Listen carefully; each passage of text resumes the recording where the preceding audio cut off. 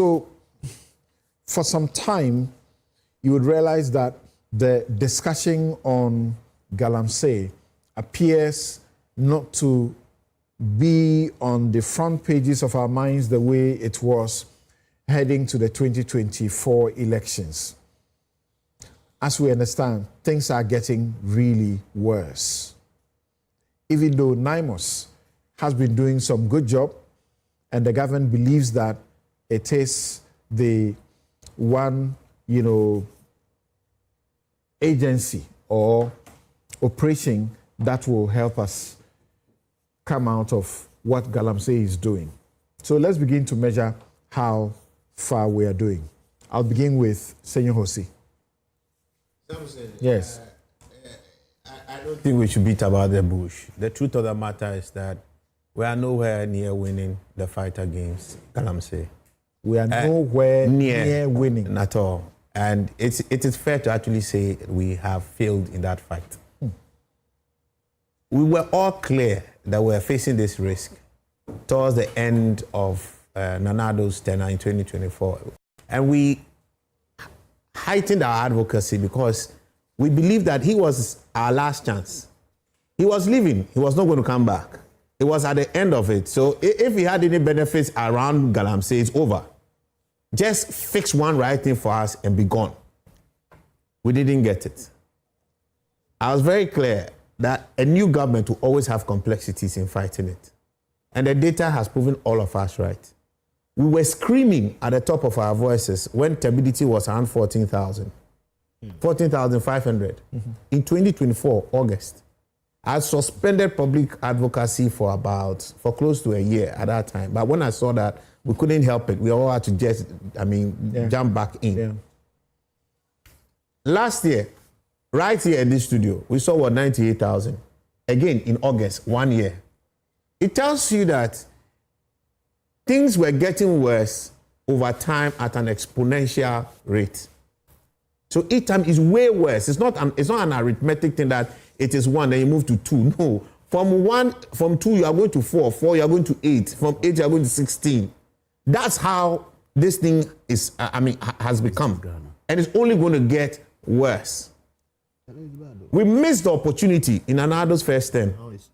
And I have to give him credit for that first term.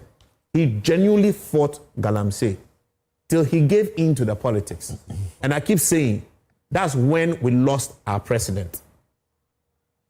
If he maintained it and didn't listen to the politics, we wouldn't be where we are. Somehow, we are worse off. NIMOS, say everything you want to say. For me, is absolutely moot.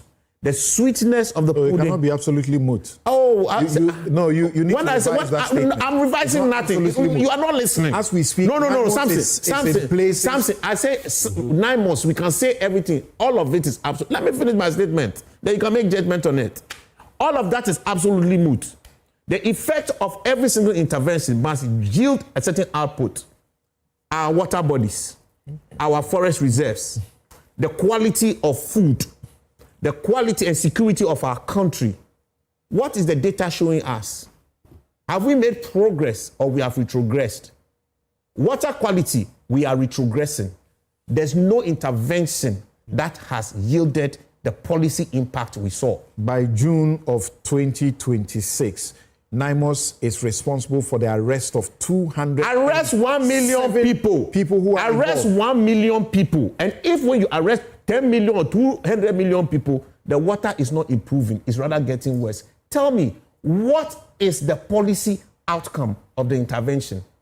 So you have to be careful. The water is not improving, despite the fact that by June, as I speak, I mentioned, NIMOS had been able to, as it were, impound and destroy. You see, again, you are making mistake with policy making. Policy evaluation is not done that way. Impound and you are discussing policy inputs. 3,000 chamfans.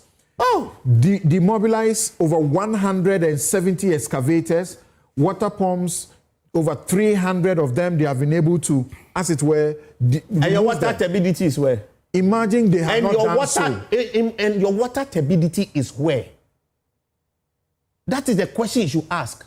every single thing you are doing. 9 months is not the only policy intervention.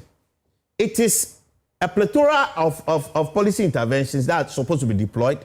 It's supposed to achieve an effect. This is the mistake we make in this country.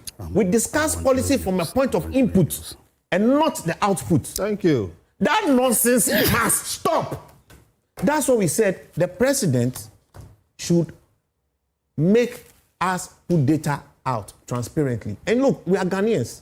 We largely go to school and learn for exams. We study to pass exam, not to know. There are very few instances that people study to know in this country. I have been a teacher. I've been a lecturer. I'm telling you.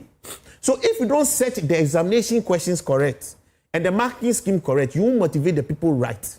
So we should do that with our politicians. And we said here, it is the water turbidity we are going to start fighting. The water quality we are going to start fighting. So let's have, Mr. President, from every single waterworks, Ghana water treatment plant, let's report the input of water. If you yourself, Mr. President, every day you are seeing that upon all the things you are doing, all the big policy statements you are making, you are not seeing the effect, you start rethinking. But the truth of the matter is that they are easily constrained by the realities and practicalities of the time. And I need a little time. I spent time studying this particular matter. One, because of my papers, the treaties I put together around the IMF and the Gold Board and all that, early in the year. I spent time talking to Galamseyers, people in the communities, leaders in there. I spoke to policy actors. I spoke to the large-scale mining people, the CEOs. I did quite some extensive study of the entire situation. The socio-economic reality is that Galamsey has become a livelihood. It is so endemic, you can hardly separate it from the path of politics, economics, and community harmony. The chiefs are supporting it. The families are supporting it.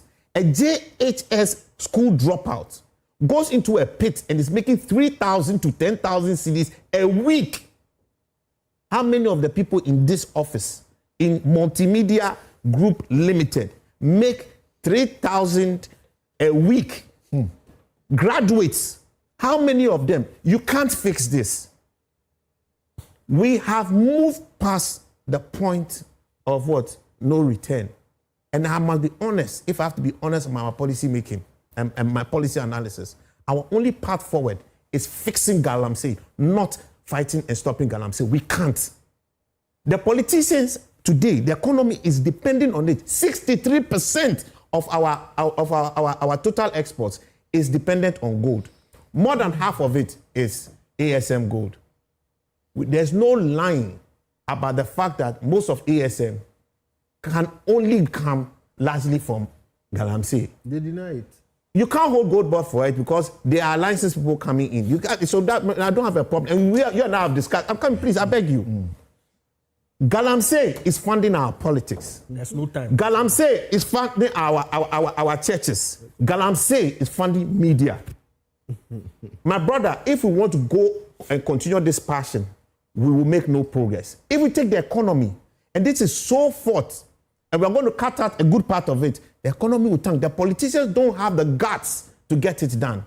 They will keep pretending to want to have this done. So today, I'll be honest with a future that I think is only practical and real. Not because it's a future that is ideal. The Galamseyers recover around 30 to 40% of the gold in their mining. And they use suboptimal technology. The large-scale mining people, they recover 90 to maybe 95% of gold in their processes, and they do it responsibly. Can we rather think of formalizing these people, regularizing them? And one of the things that Galamseyers seek is validation and recognition. They want legitimacy. It's amazing. Galamseyers are not proud walking around as a Galamseyer.